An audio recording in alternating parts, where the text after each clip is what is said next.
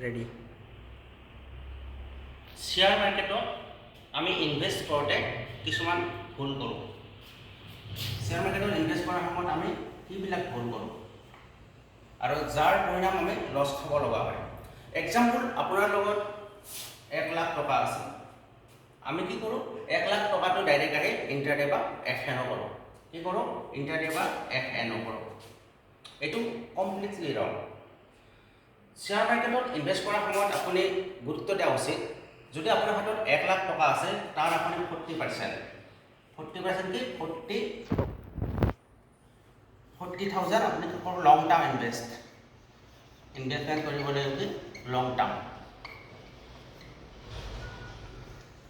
যি remaining amount আছে 60,000, তাৰে আপুনি 20,000 শ্বৰ্ট টাৰ্ম ইনভেষ্ট কৰক, কি শ্বৰ্ট টাৰ্ম।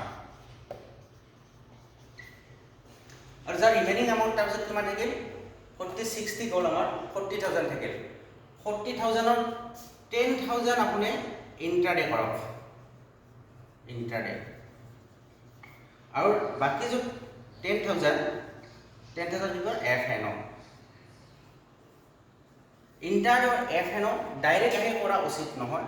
প্ৰথমতে শিকি লওক, জানি লওক, তাৰপিছত আপুনি ইণ্ট্ৰাডেৰ পৰা আৰম্ভ কৰক, নেক্সট আহি কিনে FNO কৰক। আৰু তথাপিও আপোনাৰ হাতত এতিয়াও 10,000 টকা বাচি আছে নহয়, ৰাখিব। প্ৰথম কি 1 লাখ টকা, এক্সাম্পল 1 লাখ টকা যদি আপুনি ইনভেষ্ট কৰিব ওলাইছে শ্বেয়াৰ মাৰ্কেটত, তেতিয়াহ'লে কি তাৰ 40% ইনভেষ্ট কৰক লং term, 20 short term.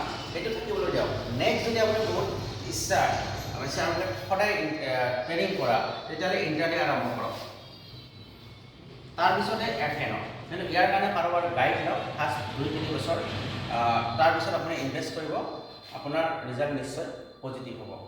Thank U.